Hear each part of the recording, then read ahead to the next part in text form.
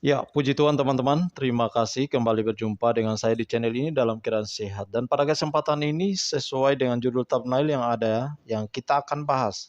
Di sini teman-teman kita melihat bahwa jemaat mengamuk membakar masjid setelah tahu pendeta Yusuf Manubulu ditangkap atau ditahan di Polda Jawa Barat. Nah, apakah berita ini benar atau tidak? Tetapi ini adalah sebuah thumbnail yang menampilkan di platform YouTube. Akhirnya saya ingin membahas video ini teman-teman terkait dengan keadaan pendeta Yusuf Manubulu, di mana pengacaranya sudah membahas dan juga sudah dikonfirmasi bahwa apa yang dilakukan oleh Polda Jawa Barat ini adalah tidak sesuai dengan prosedur karena penangkapannya adalah secara tiba-tiba dan beliau pendeta Yusuf Manubulu juga kaget dan tidak tahu kapan laporannya dan tidak merasa ada panggilan polisi seperti itu. Sehingga beliau langsung ditetapkan jadi tersangka kasus penodaan agama Islam. Ya, karena itu teman-teman, saya akan mengajak kita untuk kita simak sama-sama apa yang disampaikan oleh kuasa hukum atau pengacara Pak Pendeta Yusuf Manubulu terkait dengan penahanan beliau di Polda Jawa Barat. Mari kita simak sama-sama video berikut ini. Sama pelapor ya, di awal kita berpikir itu bahwa pelapornya itu adalah Haji Munir itu. Kita awalnya berpikir itu adalah ex-wakil gubernur NTB. Tapi setelah kita klarifikasi, ternyata yang bersangkutan adalah Ketua Majelis Ulama Bandung Barat. Ya, itu yang pertama. Sedikit saya buat kronologi supaya satu pemahaman, satu informasi ya.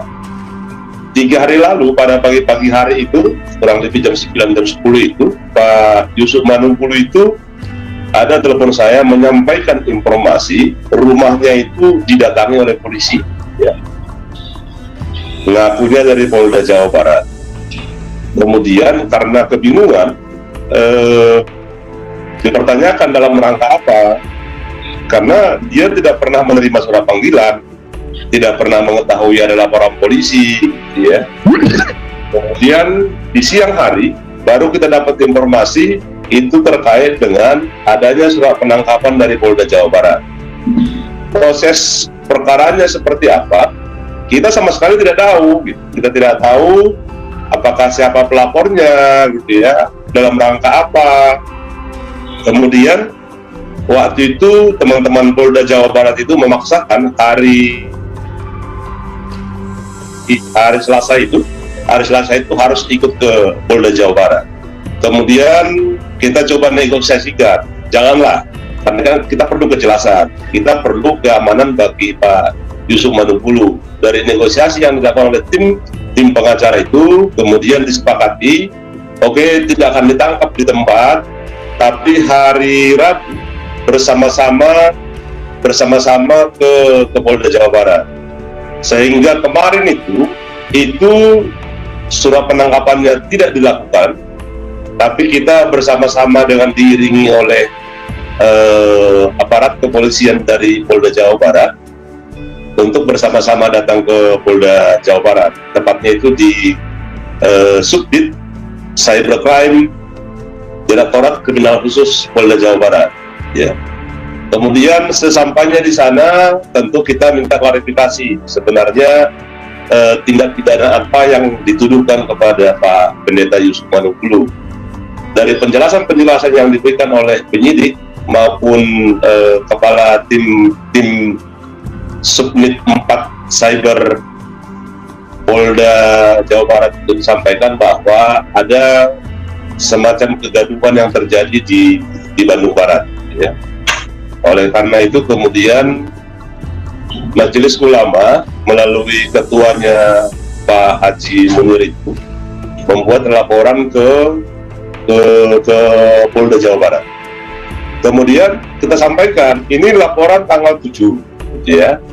Kalau kita lihat di dokumen surat penangkapan itu, tanggal 7 laporan polisi, tanggal 9 penetapan tersangka, tanggal 10 itu sudah surat penangkapan.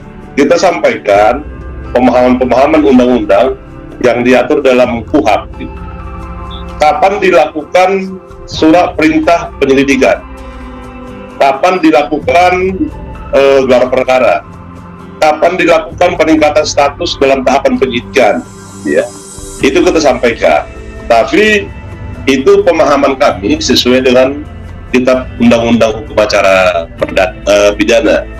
Kemudian mereka penjelasannya tidak begitu bagus, tapi kita sampaikan bahwa ada putusan Mahkamah Konstitusi yang mensyaratkan, meskipun itu bukan harga mati gitu ya, ada tahapan-tahapan pemanggilan calon tersangka. Putusan Mahkamah Konstitusi menyatakan ada calon tersangka. Untuk menentukan calon tersangka itu ada tahapan pemeriksaan, undangan di tahap penyelidikan, pemanggilan saksi di tahap penyelidikan dan penyidikan. Nah, itu kan tidak terjadi, ya. Kemudian di cybercrime itu dilakukan pemeriksaan. Di pemeriksaan itu kita baru mengetahui seluruhnya bahwa actus rea, perbuatan pidana yang disangkakan kepada Pak Yusuf Manunggul terkait dengan kehadiran saudara Aman Suherman. Ya, puji Tuhan teman-teman, itulah merupakan komentar atau kesaksian daripada kuasa hukum Pak Pendeta Yusuf Manunggul terkait dengan penahanan Pak Pendeta Yusuf Manunggul di Polda Jawa Barat. Ya, di mana pengacaranya sudah mengkonfirmasi bahwa ini terkait dengan video viral beberapa tahun yang lalu, yaitu kesaksian seorang murtadin yang mengatasnamakan dirinya adalah juara 1 MTQ Jawa Barat. Namun pada dasarnya tidak seperti itu. Ya, sehingga inilah yang menyebabkan Pak Pendeta Yusuf Manunggul ditahan atau menjadi tersangka. Nah, teman-teman semua, yang menjadi pertanyaan buat kita semua adalah mengenai penangkapannya. Pak Pendeta Yusuf Manunggul juga kaget karena memang selama ini tidak ada pelaporan ataupun tidak ada panggilan dari kepolisian, sehingga tiba-tiba langsung saja ditangkap, didatangi ke rumah dan dijadikan tersangka.